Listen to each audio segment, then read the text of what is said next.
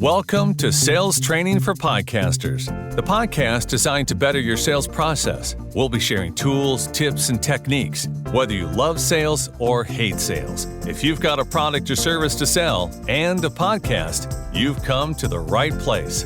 Now, here's your hosts, podcast strategists, Doug Sandler and JJ Flizanes. Welcome back to Sales Training for Podcasters. I'm JJ Flizanes. Hey, and I'm Doug Sandler. Today we're going to talk about the 5 reasons why podcasters don't succeed.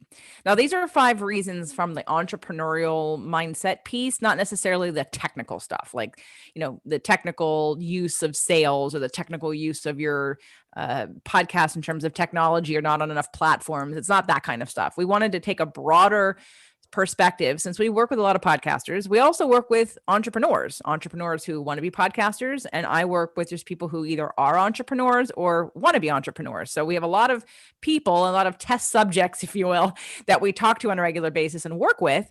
And this list was inspired by some of those people. What I love best about this list as we tackle all 5 of these things is that I found that I went down the rabbit hole with each one of these 5 at some point in my career. And I'm not saying that I'm finished working on any of them or all of them. I think that each one of them still has some level of area where I have to kind of focus. I have to consciously get beyond where each one of these 5 key aspects are, at least for myself. I don't know about you. How do you fall into this, JJ? Well, we all grow. When we grow, we hit an upper limit. And so new lessons, new ways to expand yourself need to be addressed because, one of the things that I've always talked about, in fact, I came on your show multiple times on the Nice Guys on Business and talked about the connection between personal growth and business growth. And again, that's one of the reasons why this show is going to have to include that, because they're not, you can't separate them. They're completely linked at all times. We've had some conversations with some people recently, and it's very clear the people who think that if they just learn this new trick, and I think podcasting falls into that. Some people just think, well, if I just start podcasting, I'll somehow innately be successful because everybody else is podcasting, so it must be the thing to do. Forget that there are still underlying habits, patterns, limitations, and beliefs that you hold as a business owner. And if you don't address them, doing a new thing won't fix it. Yeah, it's just a tool. Podcasting is just a tool. And keep in mind that as you start to understand what this tool is that you have your hands on, just know that possibly you need help understanding how to actually follow the practice. What do you need to do? And so these 5 things are actually really well designed. I would like to take credit for designing them, but we found as I was looking at the list, I'm like, oh yeah, I definitely suffered from that, or I struggled through that, or this is an area where I have one of my biggest concerns right now. So listen to these 5 and understand where, try to figure out, do all 5 of them apply to you, or are these things that you potentially might need help with? And to be fair, we were inspired to create this from 8 traits of young millionaires. It was an article on entrepreneur.com written by Deep Patel. And I was just sort of searching things on the internet, and I found these 8 traits, and I thought, these are really good.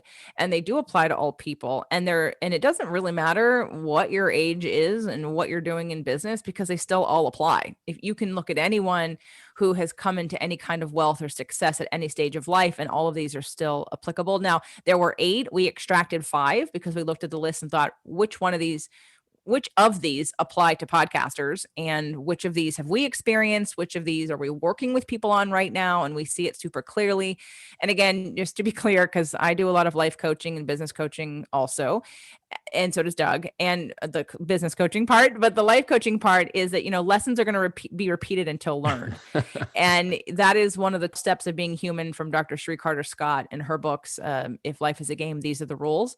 It's a book I found back in 1996, I think, or 95. And that book was life-changing. And I still use it today. She's been on my podcast many times. A lot of my mastermind clients use the 10 steps of being human. So we all have lessons that we need to learn, and everyone is still on a path. And by the way, it's never over. You're just either learning your lessons or resisting them. So listen to that again. You're either learning your lessons or you're resisting them. And when you resist them, you stay in place. and you recycle the same relationships, the same problems, the same business results or lack thereof. And so this list is really to fine tune for you. Where are you right now? And what's the lesson you need to learn right now to get to the next level of your career and success, both as an entrepreneur or business person, and of course, what we care about as a podcaster. So, well, and just keep in mind, this is not an offer on scenario. Offer on. It's not an on. It's not. I know. There it goes. My Baltimore accent coming through. This is not an offer on scenario. You can go through the process and be working on this at the same time that you're going to start seeing some positive results. It's just oftentimes the issues that we come across in our lives. It's just the awareness of the existence of these issues sometimes is enough for us to start working towards the resolution of the issues that we have.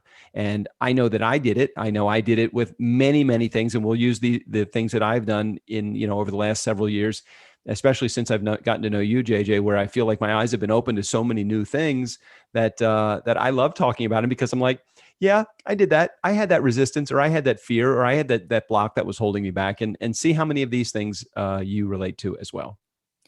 And again, one of the reasons why I love doing the show with Doug is because I think we represent like almost anybody. And we're like the range, right? We're the range of masculine, feminine, of not risk taker, that kind of balance. And so you'll either identify with me, or you'll identify with Doug, or you'll hear a little bit in both of our stories about what it is that we do and how we've learned, like how we learn and grow. And on my show, I always share sort of when I'm growing and when I'm learning something, and when I'm a very curious and advanced learner, I guess. Like I seek out information, and when I recognize a block, I don't live with it. I take it in. I say, what is this about? How can I get rid of this, or change this, or shift this, or release this? I do the work. I ask for help. I hire coaches and mentors and therapists. I do the work, and then I move through it. Like I just don't have time to be uncomfortable, poor, or stuck. Oh my gosh. It's so funny, because it's like, just as you were saying that, I'm like, yeah, I pretty much go through this kicking and screaming every step of the way. So those of you that can relate to someone that understands, acknowledges the fact that you have a problem or something that's holding you back, and says, hey, I now realize it, I'm going to dive right into the resolution of this, you'll be able to relate to the things that JJ has done to overcome those obstacles. For those of you that go into every scenario kicking and screaming and saying, I really just like where I am, I'm comfortable where I am, I can't get to the next level, it's okay, because this is really good, it's warm here, hell is really warm fire, it's a good, nice warm fire, I can put my hands up. And I'm telling you, it's futile to resist unless you just love the idea of staying in that comfort zone your entire life. And when you do that, of course, we all know that you really don't get very far. You can't get to second base with one foot on first. And it's just the reality of how business is and how life is. You cannot get to the next station in life without leaving some things behind. Kicking and screaming, it's probably a challenge to go that way. I would encourage you probably do a little bit more towards the process that JJ has gone through. It's perfect lead into the first one. And the first one is about the reason why top five reasons we think podcasters and business people fail or don't succeed in what they would like to accomplish is because you make decisions based on your current situation instead of leaning into a big dream and your future and acting from that place. I talked about that a lot a couple of years ago as I was putting together my mastermind, because I was in rooms where people were pitching their year-long programs, and the sales tactics they were using were scarcity-based. They were shaming based, and I could feel it. And they were threatened by other coaches or other mentors in the room. And I didn't like that. And I thought, that's not what I'm about. I'm about leading from abundance, not scarcity. And the majority of people make small decisions when they're in a somewhat uncomfortable situation about how little to risk, how little do I need to do to get out of where I am. And the problem with that is that you are constantly, through your visioning process, creating your future. And if you're making decisions based on where you are, like really small scarcity-based decisions, then you actually never click into, and you're kind of sending messages to both your clients and the universe saying, I don't actually really believe in this because I'm not willing to take a big leap. I'm not willing to make decisions about where I'm going. and be at that place and then look back and say, well, what do I need to do now? Where do I need to stretch into in order to be acting as if those successes are inevitable? They're for sure. I believe in them 100%. So when you start off and you make small decisions about, oh, well, let's take this into consideration. So you know that you're going to be doing a podcast or you're doing your podcast. And most of you that are out there, I mean, we don't know who you all are yet, but if you're listening to this and you're already a podcaster, like for me, when I first started, I did hire somebody right away because I didn't know anything about podcasting and I wanted some help. I wanted accountability. I wanted guidance. And I did figure that I would be editing myself, both video and audio. And then as time went on and I hired out building a website, I wasn't going to be doing that. And, I gave myself about 6 months to put my podcast together and launch it. So I was, because I knew there was a learning curve. And a lot of people stop themselves because they get frustrated about the learning curve. And they think, I can't do this. This is frustrating. I'm not good at this. This is not my zone of genius. But I don't want to pay for someone else to do it, which then again cycles you into, you have resistance to doing it because you don't like it. You don't want to learn it. You're not good at it. Doesn't mean you couldn't be, but you don't want to. So again, this first reason, and again, in the negative, it's that you're making decisions based on your current circumstances. So you're in a place that you don't want to stay in. You want more than what you have, yet you're only willing to make decisions based on either current cash flow or current timing. And the problem is that when you act from that place, again, you're not in a abundance mindset. You're not in a frequency to receive more, and you're smaller, like you're in a small thinking pattern, right? Like you don't have a big vision. You're not being pulled by passion and vision, and you're not opening up to what's possible. You're hedging your bets so that you don't screw up or so that you don't, waste money somewhere.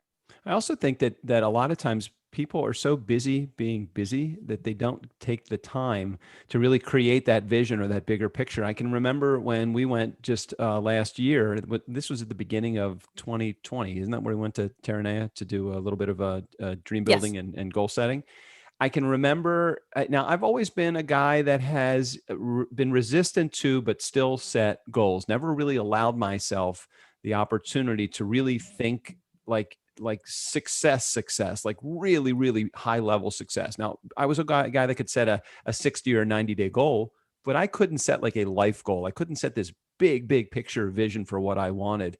Even 12 months to me seemed like it was so far-fetched. And when we went to Terranea, which is a resort and spa right on the Pacific Ocean, and actually took the day, just one day out of our lives at the beginning of the year, we took that one day and we worked on what we thought were going to be some really big picture goals for the year, and then some bigger life goals as well. The beauty of setting these goals is that now you have something to shoot for. And oftentimes we think about, again, this is just me, I'm not saying this is with JJ's spot, but think about it as you're listening to this in our community.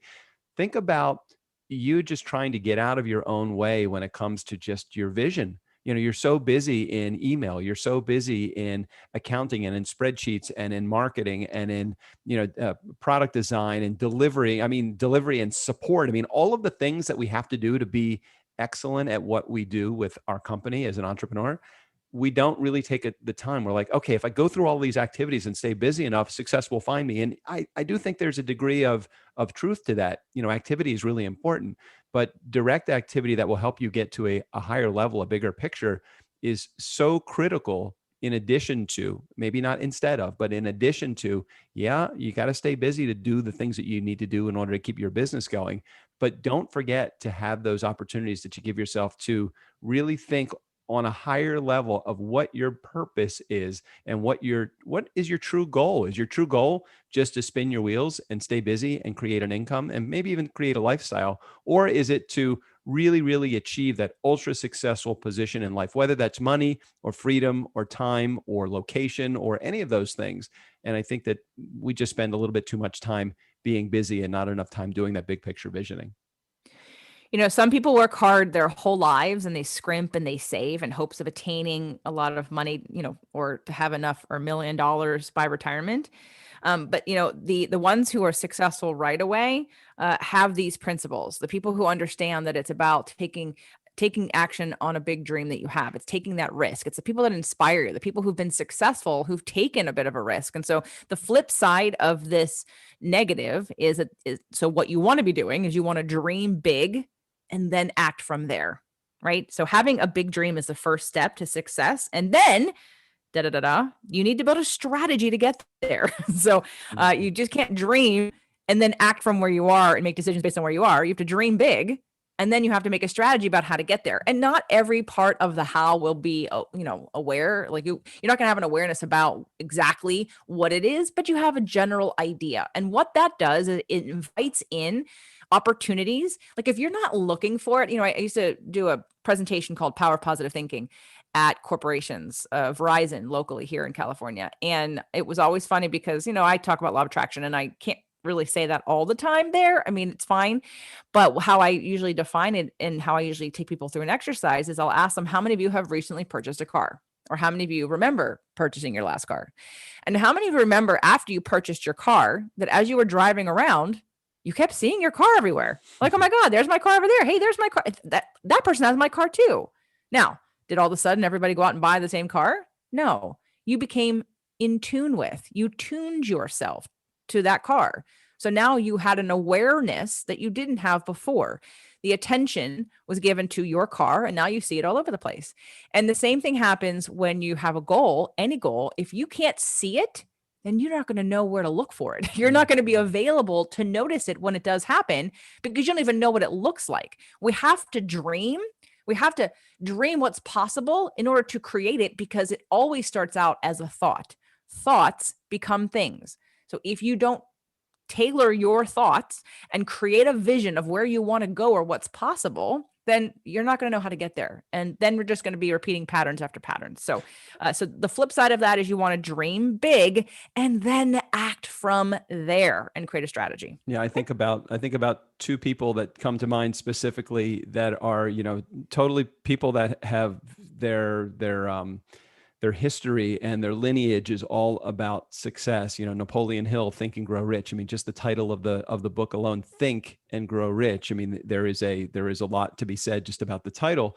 And then you got a guy like Henry Ford, obviously highly successful, creator of Ford Motor Company. And you think about, one of his famous quotes, whether you think you can or you can't, you're right. And it is really about where your brain is able to take you. The higher level of thinking that you're able to do, the higher dreams that you make, the more vision that you have on for the things that you want to be able to accomplish in life, you're going to be able to accomplish them just by telling yourself you can. Now, that doesn't mean that you don't have to take action behind that. Yeah, you do need to take action, but it's really important that you put your brain in a position where you already feel it, you live it, you breathe it, you sleep it, you understand it, you know that it's just a matter of now activity in order to get you there.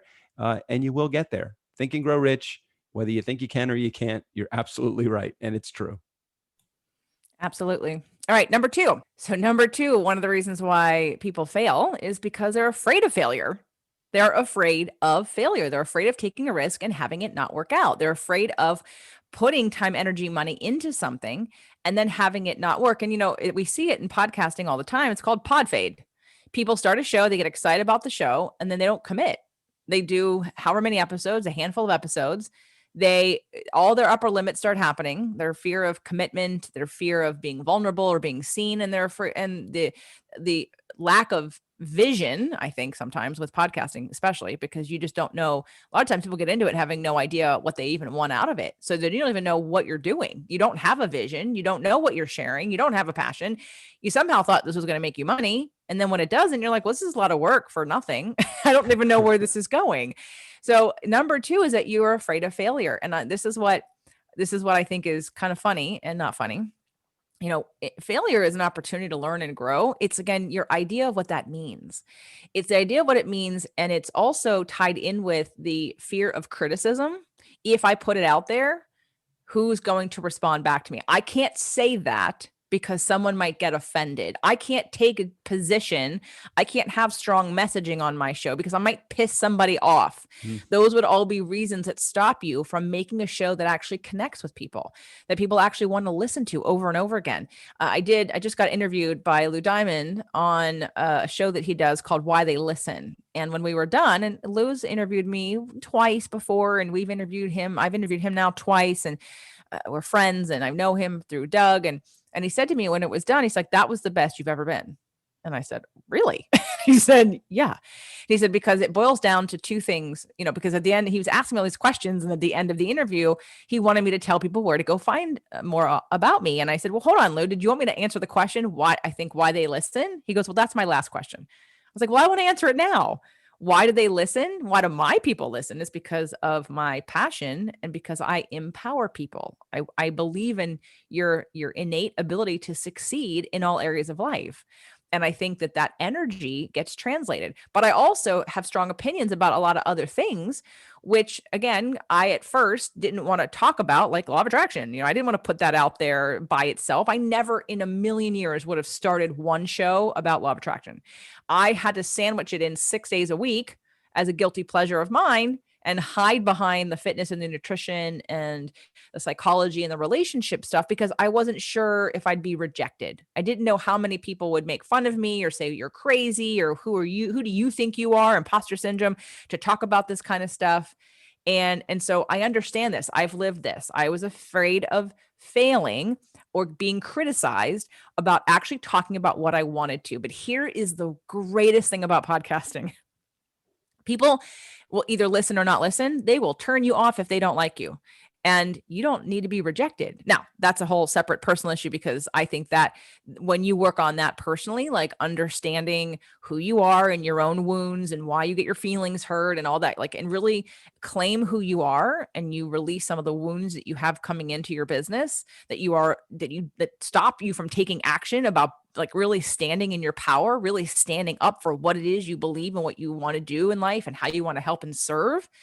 If you let that stop you, if you're afraid of failing, if you're afraid of criticism, then you cut yourself off at the knees of the energy that is that connection to your audience. They want to know who you are. They want to follow your story. They want to be impacted emotionally by who you are and what you're doing, not just this top level BS vanilla interview, talk about stuff up here. Here's information. They don't need to listen to a podcast for that. Someone can read a blog. No one needs to listen to a podcast to learn information that they can find online. Right? Think about anybody that has attained any level of success in their life. Do you think that they attained it just in a straight line upward, an upward trajectory just to success? It never happens that way. And if it does happen that way, those tend to be the people that we discount or just say, "Oh, sure, well, it happened to them because, they were born with a silver spoon or in their mouth," or whatever that expression might be. I really do think it comes down to the people that are the most relatable to us are the ones that have the same struggles. They've had the same defeats and they need the same victories in their life in order to be successful. Those are the people that we look at and that we're like, "Hey, this is cool." I mean, I go back and look at my path over the last 6 years since we got into podcasting, almost 6 years as of the airing of this episode. And I think about the path that we have taken, and it has been anything other than a straight line. And it certainly was not a straight line upward. Yeah, there were certain levels of success that we were able to reach only after about 17 or 18 months of staying in the game long enough to start to see those. So somebody could have looked and said, it's at month 16, we could have considered this and wrapped this up as that just didn't work. That sucked. We were a failure at that. Or we could have looked at it and said, what did we learn? Which is exactly what we did. What have we learned so far that hasn't worked? And let's start working on another strategy. And literally, when we started to work on that plan at month 17, we developed an income. And that income, because the purpose we got into podcasting, the goal of our show was to make money. And we were struggling with that for so many months, a year and a half, a little bit under a year and a half. And until we got to that point where we got frustrated enough to say, let's go, let's figure this out. Then a couple of people, actually one person in particular, one company came into my life. And then I took the next 2 years or so and started to develop a different trajectory, a different possibility, a different dream, a different goal with my show. And then we started to see some financial success, but there was some struggles that were in there too. And so you could look at that 1.5 or 2 year relationship that I had with that company, and you could say, well, geez, you had that for 2 years and that went away. And you could say, well, that was a failure. Well, it was a failure to a degree, but certainly the lessons that I learned in my business about myself, about how we run business, our business, I would not have learned those had I not had that setback, that success, or that, especially that failure.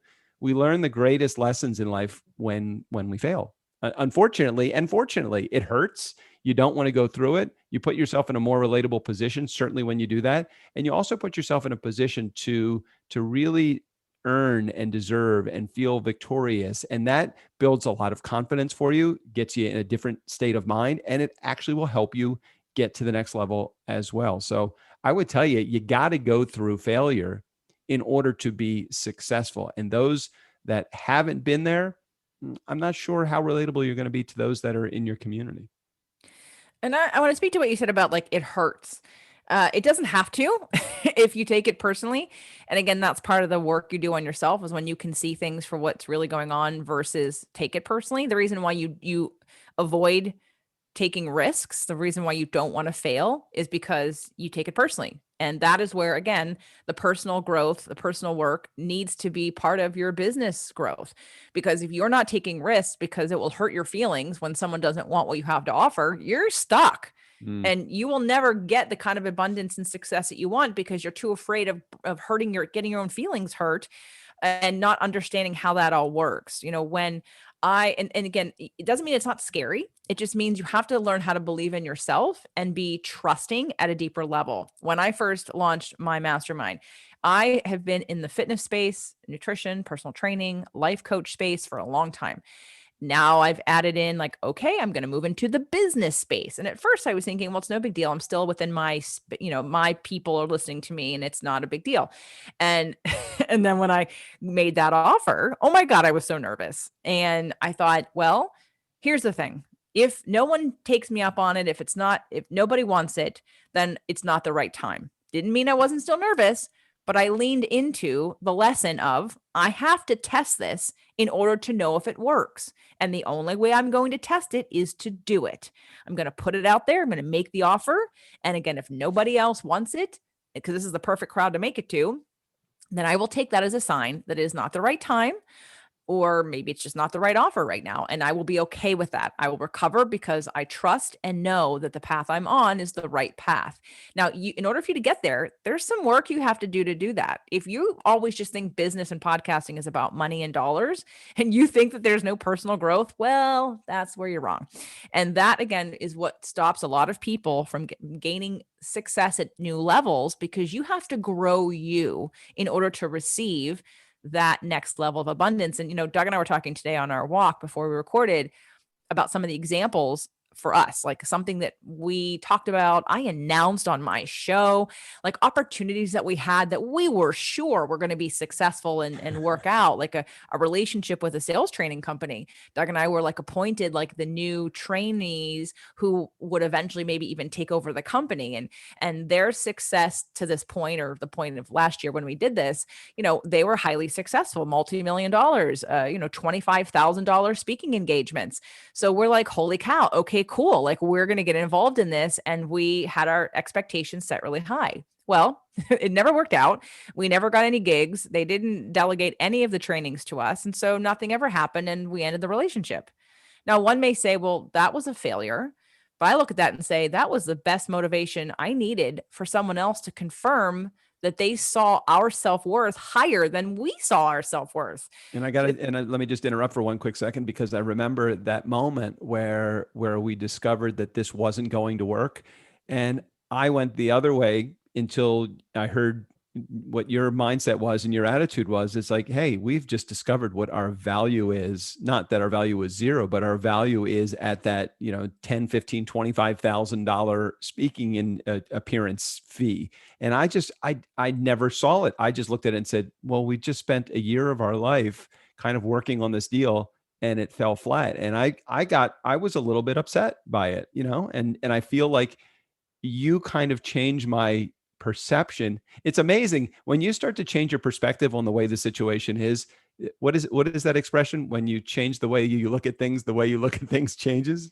No, when It, almost when you yes. change the way you look at things, the things you look at change. Yeah. And so when you shifted the perspective that I had on that relationship, what I would have considered a failure, I looked at it completely differently. I now was like you and saw, wow, you're right. That there is now, I see the value that if somebody saw it for us and we didn't even see it, it probably was there. That probably was, we were too close to be able to see our value. They obviously saw it, but just couldn't convert. So I just encourage you to think about that. It's really important that you understand that you do have value, and that it is perspective, and it is the way that you look at things, not the situations that are going on in life. It's how you perceive the situations that are going on in life that have the effect on you. So the trait on the positive side on how to be successful is that they aren't afraid to risk failure. So figure out what your risk level is and how careful or cautious you are. The more careful and cautious you are, so if your dominant energy is careful and cautious, you literally send a message to everyone subconsciously as well as the universe that you don't believe in yourself. Period. That is what that means. When you take a risk and you're going to be fine if whatever happens, and you're going to learn, and maybe it's going to flop, but you'll learn something, and you trust that process, and you trust life deeply, and you trust yourself deeply, that emanates as confidence. That is attractive. People want to work with you. They want to be with you. They want to hang out with you. They want whatever you have. That's what you want to sell.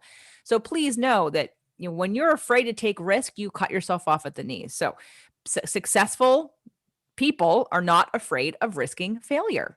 And that again comes down to a level of, I'll just tell you one more quick story, because it's really, it's part of how you have to grow. And it kind of encompasses the first one, as well as the lessons will be repeated until learned. As a solo entrepreneur who at one point had a company of other trainers that worked for me, and then I went back to just sort of like me and doing coaching online and stuff. I would hold events, and I was terrible with my books. I do not, and I still to this day do not put in my own books. Like I do not do them. But I shoulded myself for a very long time. I thought, you know what? I should be doing this. I should learn how to do this. I'm a business owner. I should learn how to do this. Right. But it wasn't my zone of genius. It wasn't even my zone of competence. It was my zone of incompetence. And I didn't recognize that until years later. Yet I was being too stingy about paying for help or getting help. And it wasn't just about the money. And that's what I had to come to terms with. So finally, after like an event that it was fine, but it didn't like make me a lot of money, and it didn't make me, I don't even know if it made me any money for all I know. I just remember being very frustrated and let down. And I finally had to just be honest with myself and said, what is the problem? Why are you not getting help? You need to do this. And if you're not going to do it for yourself, then you need to delegate it. Like enough is enough. And I sat with myself and I thought, okay, what is it that I need? I need accountability. I need help. I need a mentor, a guide, someone to do the books for me and with me. Well, what's stopping me from doing that besides finances at the time? It was my shame. It was my shame that I judged myself based on my net worth. I judged myself based on what was in my bank account, and I judged myself based on the lack of success I thought I was having. And so I had to rework that as to, all right, so then what do I need? Well, I need to work with someone who already loves me and respects me and isn't going to judge me, and that I know isn't going to judge me based on these numbers. And quickly I put together the exact right person to help me. And then, I was off and running. But I had to come to terms with and be honest with, why am I not asking for help with this? It's because I had shame. And I want you to ask yourself, do you not ask for help? Do you not join a group or a mastermind because you're embarrassed about something or feel pressured in some way? You're not going to be able to live up to something. Just keep that in mind, because if you're not addressing it, in order for you to overcome some of these things, you have to go through them. You're not going to go around them. You're not going to go over them. They're going to come with you. You will not outrun your feelings and fears. You have to experience and move through, not try to numb or ignore. I promise you, you will not outrun your limitations, your fears, and any negative beliefs that you have about yourself or your business. All right, let's move on to the next one, because I think I find that I probably fall prey on the next one a little bit as well. You want to introduce it? Yeah. So number three, the reasons why top five reasons podcasters fail, and business owners too, is that you make decisions with only 12% of your brain. So meaning you make logical decisions. We're all entrepreneurs. I mean, doesn't it make sense that we make logical decisions? Well, yeah. You make logical left brain decisions. Okay. Very head-centered decisions also. Yes, very head-centered. And one of the traits of young and quick millionaires is how much they rely on their intuition and their creativity. So that is the positive side of this. So on the reverse, what most people do is they make decisions based on, again, let's combine all of these. They're afraid of taking risks, so they make decisions based on where they are instead of where they're going. And the problem is that in your brain, and this is your conscious brain versus your subconscious brain, only 12% of your brain is sort of logical. The other 88% is based on your subconscious, and that is your thoughts, your feelings, your beliefs. That's your body sensations giving you messages. That's where you're attracting things you don't understand why that happened to you. Those are vibrational and, if you will, invisible energies that you carry with you all the time. And the problem is that most people, only when you get into like really bad situations and you have a really super, super strong like gut response to something, you'll trust those. But it's the everyday stuff that you don't trust. It's the combination of it's too big of a risk and I'm afraid of failing and I don't have the money and I don't have the time. And now we've logicked ourselves down to this place where if it doesn't logically make sense on paper in our left brain, then I'm not going to do it. But the problem is that you cut yourself off from all the information available to you to do it. And again, just look at the numbers: 12% conscious brain, 88% subconscious brain. The right brain is your creative emotional side. And let me give you a clue if I haven't said this already on this show. The only reason why we ever want anything that we want, so if you want a podcast, you want money, you want a new home, the only reason why you want it, listen up, I'm going to say it again because it's super freaking important. It'll change your life if you actually get this. The only reason you want what you want is because you think you'll feel better when you get it. You make every decision based on how you feel and how you want to feel.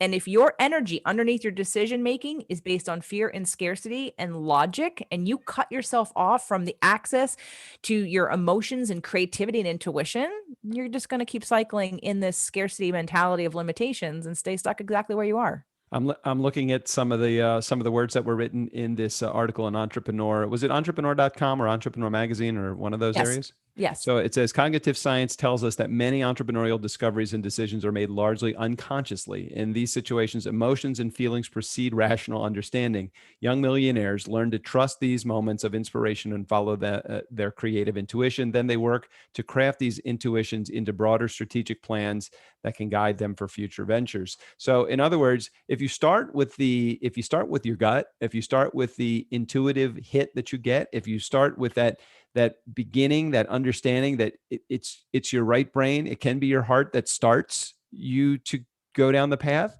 Yeah, you could probably work in some of your left brain because you need the strategy that's involved there too. It's not just oh my gosh, this is the best thing ever. And, all is, flowers and daisies. And this is a wonderful scenario. You still have to have a strategy, but it's got to start with that intuition, or at least you have to be open to the possibility that that intuitive hit is not telling you to go down this wrong path. It's teaching you to go down the right path. And I'd also say as a podcaster, that intuition and creativity and, dare I say, right brain emotion is what's missing in a lot of podcasts. Even when you give information and you're kind of a straight-laced like educator, they can get that online. Why do they need to listen to a podcast for it? They want the emotion. People who are listening to you want to be inspired. They want to feel something. They want to learn something and they want to feel something. If they just want to learn something, then they're going to go to the internet and read it. So I think that accessing more of your right brain for all of you men, for all of you control freaks, for all of you people who are afraid of failure, and I don't mean that in a disrespectful way. I mean, laugh at that because we all have it to a certain extent. I did. I just said I didn't want to put out a podcast about law of attraction. I wanted to be safe. I played it safe. I did the things that I'm good at that other people already acknowledge me and pay me for. I had to take risks, small risks along the way to test myself, and to follow what was real for me, to follow my own intuition, to follow my own creation, my own creative energy, saying, I have to talk about this. I don't care if anyone else listens right now because it's oozing out of me and I have to share it. And if no one else listens, then it's just for me. And that's cool. I was okay with that. So number 3, again, in the positive, is following your intuition and using creativity. Again, in the negative aspect, it would be just being very logical. If you're a super logical person and you don't trust your emotions, you don't acknowledge your emotions, you think my show is not about emotions, I'm going to say every show is about emotions, because anyone listening to you might want information, but they also want to feel better too. That's why they're listening. So please don't forget that. It's a huge part of podcasting success is your people feel connected to you. And that isn't happening in the logic center of your brain. It's happening in the emotional. Absolutely. 100%. Just think about the podcast that you listen to. Yes, there's going to be podcasts that have some structure, some how-tos, the self-helps, the guided ways to get from A to B to Z to Q.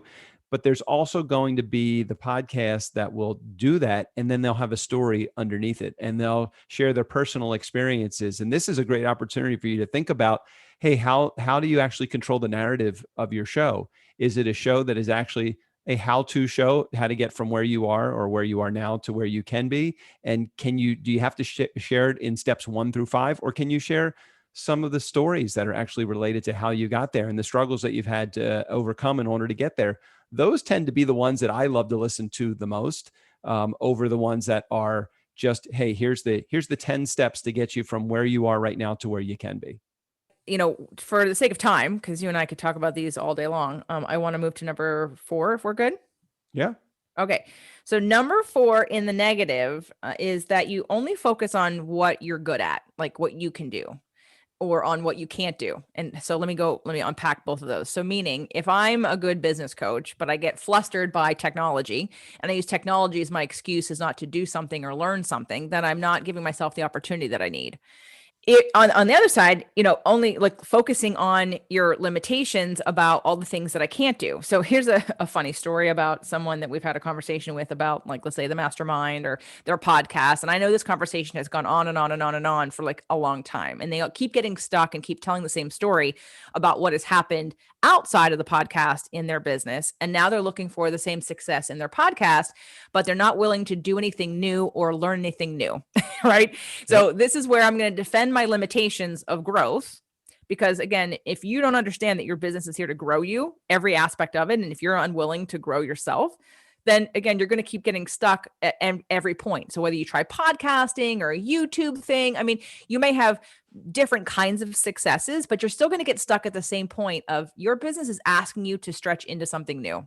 And in order for you to grow into that next level, you have to grow, because your business is a reflection of who you are and what you believe. And if you don't believe in yourself, and if you think your time isn't valuable and you give it away for free all the time and you're offering all this free stuff, then the message you're sending to everybody, the universe, and everyone who's watching or listening to you is that, your time isn't valuable. So how are you ever going to charge any significant amount of money if you're used to giving everything away for free?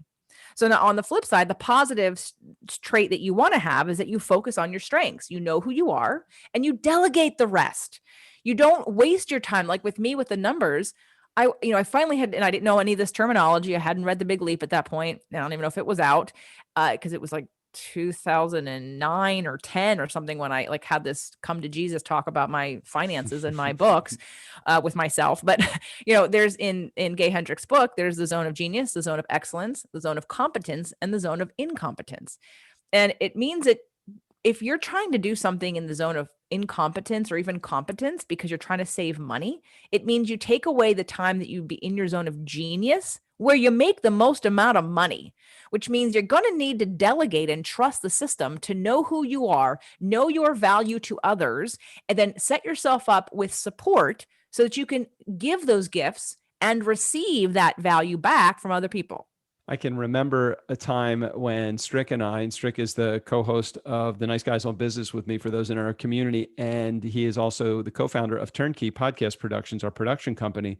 And I can remember specifically having a conversation with him. This was going into 2019 about only doing the things that we are that are in our zone of genius, only doing the things that we like doing as a part of our daily activities, and delegating the rest of the stuff. And one of the conversations we had was fear of investing, overspending on things like hiring a VA or having a director of operations or having somebody with their head in the spreadsheets or their head in accounting.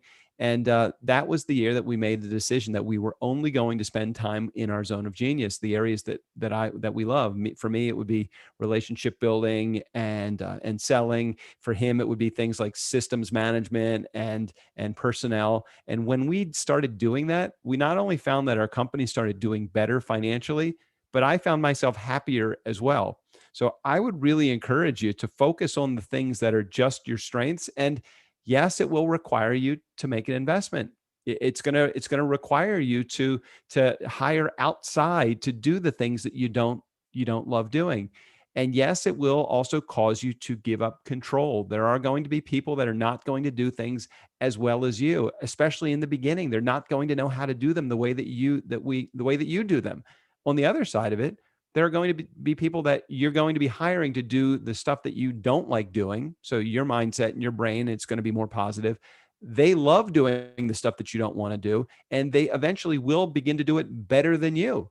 And so maybe even right out of the gate, they're going to do it better than you. And you have to be willing to let go. So you have to be willing to invest in your company and yourself. You're going to have to be willing to let go of some of the control as well in order to get yourself there. And it will work. It will work for you. And you'll find yourself in a much better position mentally on the other side of that as well.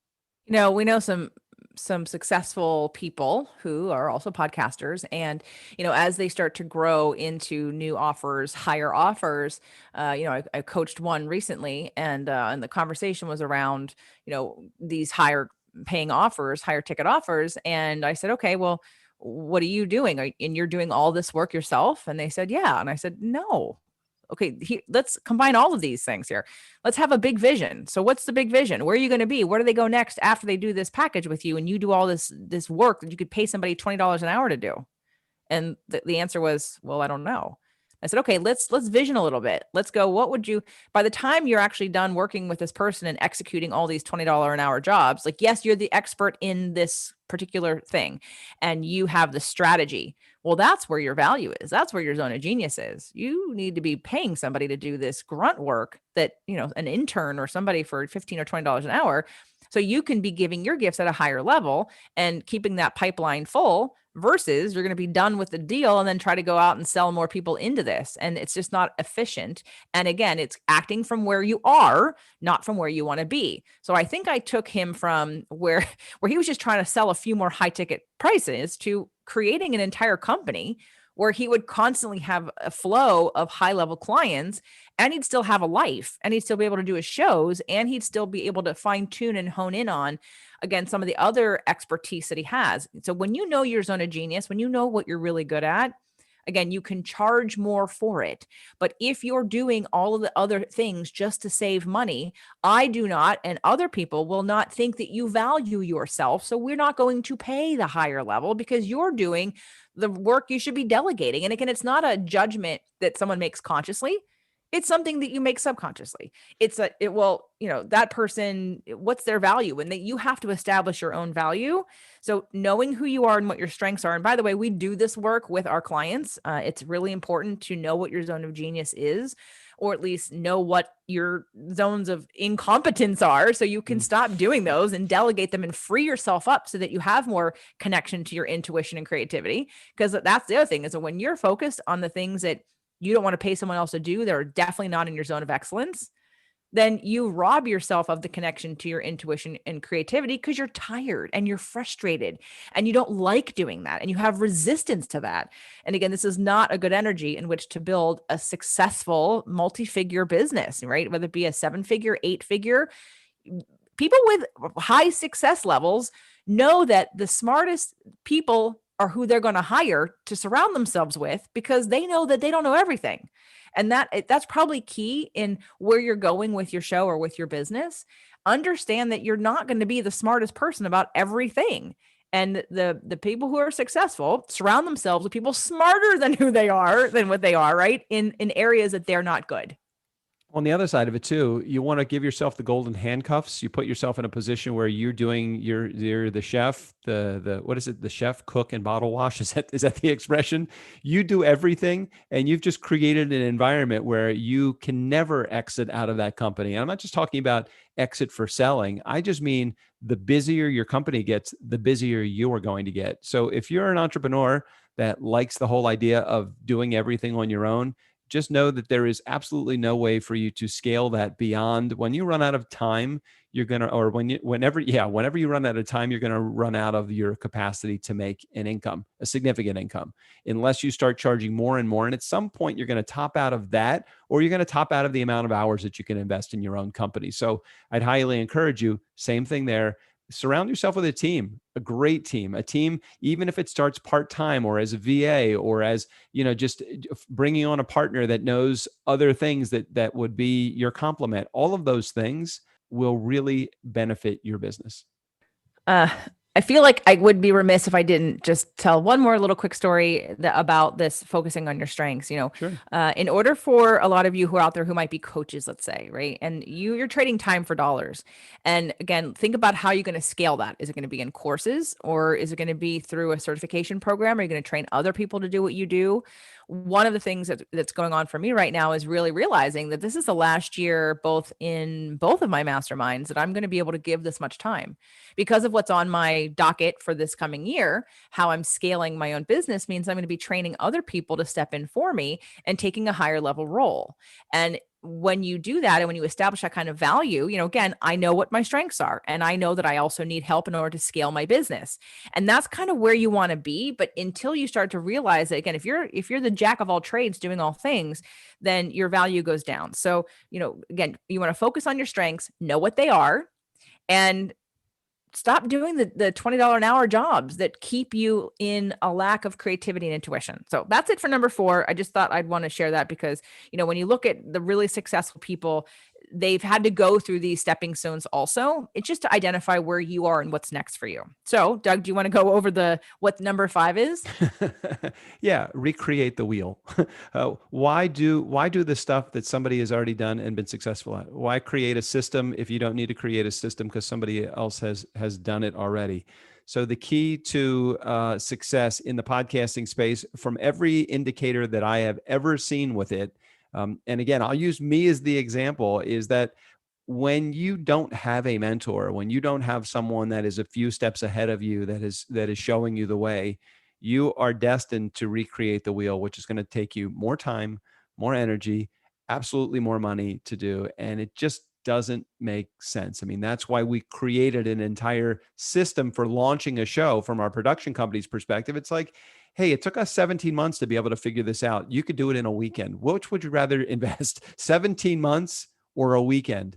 You can look at it and say, well, the 17-month plan is definitely, it's probably a little bit more. You immerse yourself in it a little bit more, and you understand it a little bit more. And yeah, if you have the capacity to invest 17 months of your time to figuring something out, where somebody that's already done it could do it in a weekend for $1,000 for you, which one would you rather choose? So I would highly encourage you to look for a mentor, because recreation of the wheel is, I'll just call it what it is. It's just not wise. It's just not wise. Right. So number 5, the trait that stops podcasters from being successful is they try to recreate the wheel, and they think that they're going to do it on their own. And they're going to figure out on their own. And the problem with that, again, is that someone else has already done it. Someone else has already done it well. Someone else is already successful at it. And because it's a new thing for everybody, right? Nobody goes into podcasting knowing how to do any of it. We all had to start at the beginning. Every single one of us had to start somewhere of learning how to use a microphone, how to interview people, how to edit, or to find an editing team to delegate. You had to learn all of it.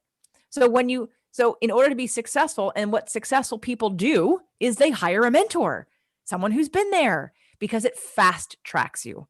It fast tracks you into and propels you forward with more momentum, because you know that they know what they're doing. I've hired several people along the way for my podcast, and I didn't necessarily do it overnight, and I still had a learning curve, as we all do. But in order for you to fast track your success and to, again, step into that place where and a lot of times what happens, go back to the beginning of this list, right? Like, you're afraid of failing, you're attached to your limitations, you're acting from the small vision of where am I right now versus where am I going to be.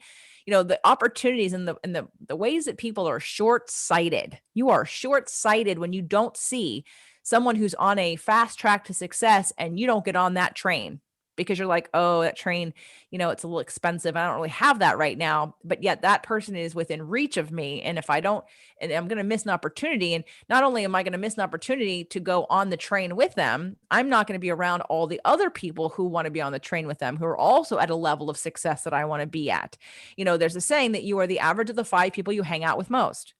If you do not hang out with higher thinkers when it comes to abundance and money and health and happiness, then good luck, because you're attaching your train to a bunch of people who think either the same or less than you do. And I don't mean less, like think in a smart way, just they don't have the same vision, right? And it's all about, where do you think you're going? What do you want in life? And if you're around people that have a very short-sighted vision and are always making decisions from scarcity, good luck, because it's really hard to pull out from underneath that when you're the only person with a bigger vision.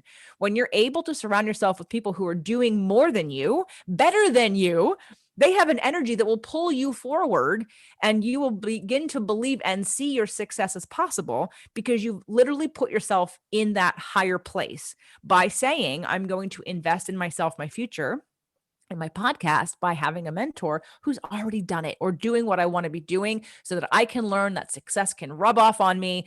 I can see how this works, and I can be surrounded by other like-minded people who energetically will help lift me up, help me do better, see better, and have connections at a higher level. I think about the times that I have been successful at various projects in my life, and the majority of the time, those projects have become successful for me and my company because I followed someone else that has actually done it before me. Doesn't mean I have to follow their personality. Doesn't mean I have to follow their exact system. It just means that I've had someone to look at down the path a little further than me, to say, hey, what do these steps look like? Or, hey, what did that failure look like? And is this a failure that I should expect to have along the way? And when you can do that, when you can actually take someone by the hand, figuratively or literally, take them by the hand, and they say, hey, come with me, follow me, do this. It's no different in fly fishing. It's no different in building a podcast, launching a podcast. No matter what you're doing, it's the same thing. You want, in order to be successful at it, follow someone that has done it before you successfully. The best way to do that, in our particular case, is to look for those that have actually mentored us. I look at the people that have mentored me with joint venture partnerships. I look at the people that have mentored me in the world of coaching. I look to people like you, JJ, who've done an exceptional job at building a community. I look at people like, our friend Michael Neely, who has built a successful business using giveaways as a way to promote and market his business. And I look at these things. I'm like, okay, I'm going to take bits and pieces from all of these different key people that have been in my life, and I'm going to put them all together. You still can be creative. You still can be your own person. You can still have your own personality. You can still create your own process. But why not follow the mentors, the people that have done it, the people that have been highly successful before me? That's what I wanted to do. Well, there's a difference between following a mentor and hiring a mentor. So when you follow a mentor, you don't see what happens behind the scenes. A lot of people did this in business years ago. There were a couple key business coaches when I kind of first started, and a lot of people would try to model their success from the outside. They'd look and see what they were doing. They would look at the email sequences and their offerings. They try to model that, but you could never get it because you're not on the inside. And there's a difference between looking at it from the outside, oh, that looks really good, versus the strategy and care and connections it takes on the inside. So that's why this list came from the 8 traits of young, successful millionaires, because they invest in mentorship, because they know someone else has done it faster than sooner or more or before they have. And I don't want to waste my time learning something someone else can teach me. So I'm seeing as I'm investing in the fast track to get it done. And again, it's also just up leveling yourself. And, Doug and I both do coaching, both individually and together. We have a mastermind. While this isn't really all about our mastermind, because at this moment in time, there's only 2 spaces left for 2020 pricing.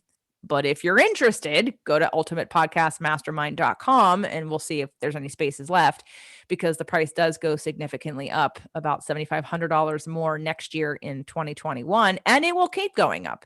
And it will keep going up because as we get more successful in our own podcasts and we help others be successful in their podcasts, our time is limited and we value our time and we know our strategies work. So they are valued higher. And we really only want to work with people who actually believe in their success. We don't want to work with just anybody. We want those who believe they are destined to be successful. They know they have things they want to work on. Oh, and I will also mention, we are only working with people who want to do the personal work along with the business work. Because if you come to this with the idea that I've been successful in business as a brick and mortar, therefore, I'm unwilling to learn anything new or stretch myself as a human into looking at my own limitations and beliefs, then that's not for us. Find a different mentor, find someone else who fits you more. I believe, and I know from my own experience, as well as even Doug's and other people's and my clients and our clients, that the more you grow as a person, the more you're able to attract higher levels of success, and your confidence in yourself and your business really emanates out to others and attracts more opportunities. So if you're interested in checking it out, you can go to ultimatepodcastmastermind.com anyway, and it'll be closed for a little while, but we will reopen it at some point. Because again, we really just want to take our time that we have right now and invest it into those who are on board to make 2021 their best year yet in podcasting, and to really create the tools and strategy and momentum that they need to get their results that they're looking for. So ultimatepodcastmastermind.com.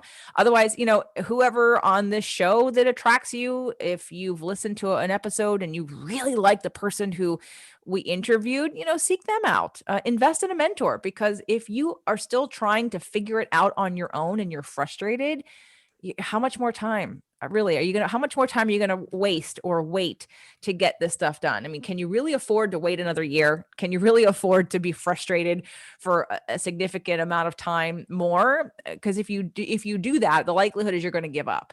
And I'm here to tell you that this is something that's extremely figure outable. And it's not about that you aren't cut out for this or that you haven't done something right. It's just about having the strategy and belief in the bigger vision, and then having the guidance and the support and the accountability to get that done, and the openness to grow and to receive at a higher level. And that's part of the growth, is to grow yourself into the ability to receive more joy, love, success, and abundance at a rate you're not used to. So I'm excited to follow and travel on this journey with everybody that's out there. JJ, I'm always excited to be able to do this with you. You opened my eyes to so many new things. I looked at that list of 7 originally, or a list of, what was it, 8 or 9, maybe it was originally. And when we boiled it down to 5 for podcasting success, man, it's a home run. I mean, if you want to be successful at podcasting, do the exact opposite of what these things that are holding you back create in your life. Do the things that you need to do in order to be successful, and you will be successful at it. It's no different in life. It's no different in business. It's the same thing. You just actually have to follow the process, go through the steps. You definitely want to step a little bit closer when it comes to podcasting. Something brought you to this show, sales training for podcasters. Yes, you want to learn how to be a better salesperson. It is not just a process game. It's a mental game also. And let us help take you there, because I know that it's something that we are eager to help as many people as we possibly can, but we want to help the right people. So jump on board with us. If it's a part of the mastermind or just a part of some of the training that we're doing, we want to have you with us. We want you to be successful at this.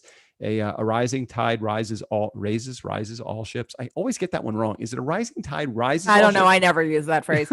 I just want to remind everybody, though, that the link to ultimatepodcastmastermind.com, if you fill out an application, it's not like There's no obligation. It's just a conversation. So if the mastermind is something that's now closed when you're listening to this, but you're interested in working with us, still fill out the application so we can know a little bit more about you and your podcast and your goals.